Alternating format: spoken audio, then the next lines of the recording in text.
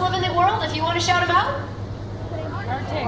Yeah, in the Arctic, and also in the shallow St. Rivers too. And you can see just how comfortable Aurora is in those shallow areas.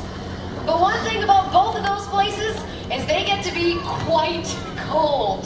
In fact, beluga whales have well adapted to live in this cold, extreme environment.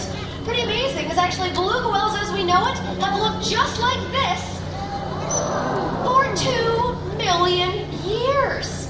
And in that time, they've been able to master life around that sea ice.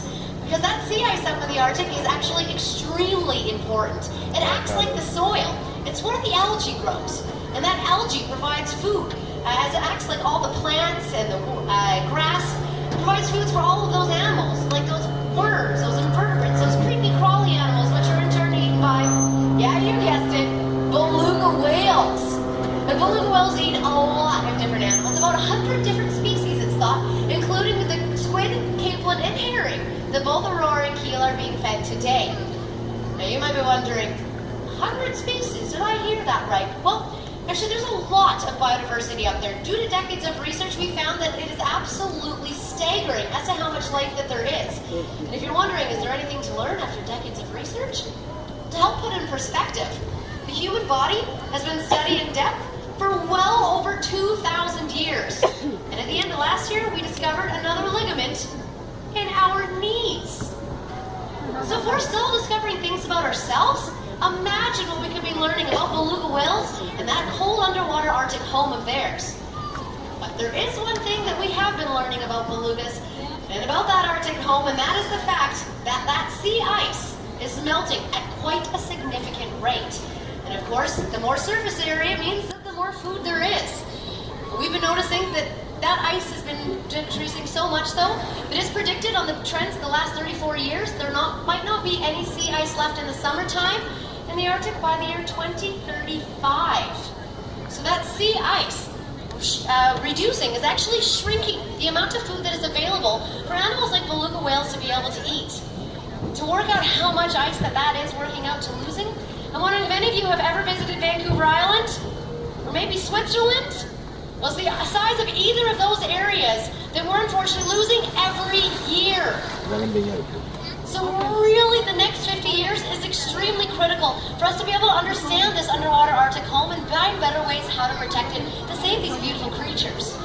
But one thing that we definitely know is that beluga whales are extremely well adapted to live in those cold, chilly waters. In fact, if you were to be looking at these beluga whales, what words would you use to describe a beluga whale? If you want to shout them out. Adorable. Adorable. What other words? Yeah, awesome. I heard blubber as well. A lot of that great big fat to keep them warm. Also, I think I'd probably describe them as white as well too. They've got fantastic camouflage. Now, of course, the adaptations go on and on and on, but it just so happens that my favorite of all of them happen to be their vocalizations.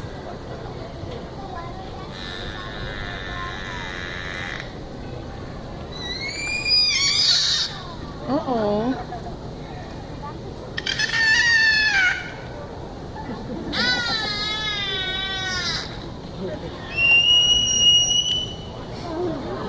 What do you say about putting a round of applause for not only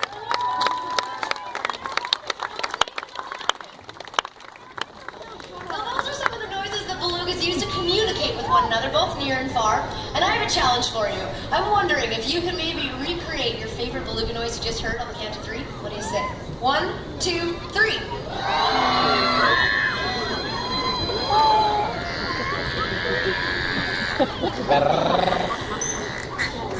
That was fantastic. Thanks so much, guys. But it really is actually sounds like that. Now, we're part of a research study going on for the last 10 years. We're learning a lot about what's called a contact call. Now, this contact call is something pretty amazing, and it's something that we probably wouldn't have been able to discover unless I was at a facility like the Vancouver Aquarium. We're able to hear those calls that they're making, know who's calling them, and be able to see the appropriate behaviors that they make as well, too. Because that contact call is an amazing call that's actually unique between not only their mother and the calf as well. So this is something really cool that we've been able to hear, again, only between these numbers and also between different members of those groups as well too. Now,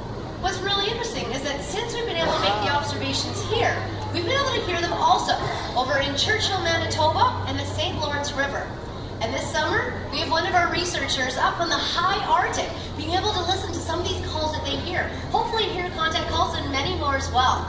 So being able to observe beluga whales in pristine ocean habitats, we'll have a better idea of what belugas sound like, and better idea of how to protect them, especially with the increasing number of shipping traffic that they face as well.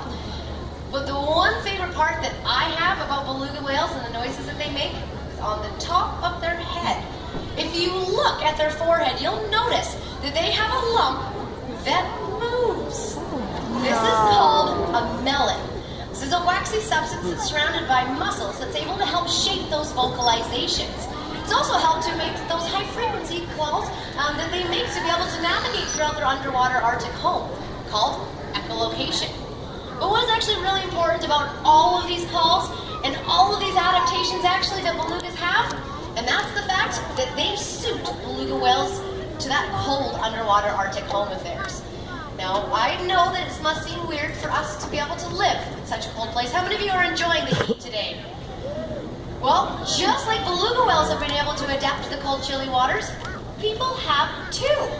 So pretty amazing is that Inuit have been up there mastering life in this cold, chilly waters for quite a staggering number of years, about 5,000 years in fact.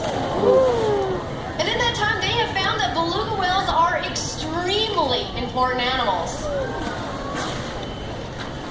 Not only is the source of food value, but their movements actually give them a cue of the changing seasons.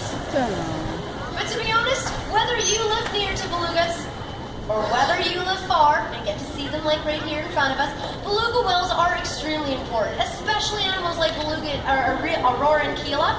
They're here to help us understand more about them in the oceans. We can do incredible research to better protect them that we wouldn't be able to do out in the oceans. We're able to ask behaviors for these animals to be able to learn a little bit more about how to take care of them and really neat research. But to be honest, if you want to be learning a little bit more about what it's like to work with a beluga whale, I'm saying it's probably best to hear it straight from a trainer themselves. So I'm actually going to be passing my microphone off to Indy. Thank you, Krista. I'll just give you a quick wave so that you know where the sound voice is coming from.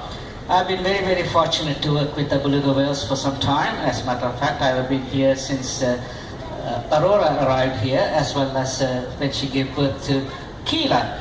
Now, one of our big things is, of course, showing off our beluga whales and how they behave, as well as the research we do here. So, at the present time, we are training our beluga whales. We want to learn about the physiology of our beluga whales, and also to figure out how they do go diving so deep and come up very quickly and do not get the bends. Now if a human does that, they will get very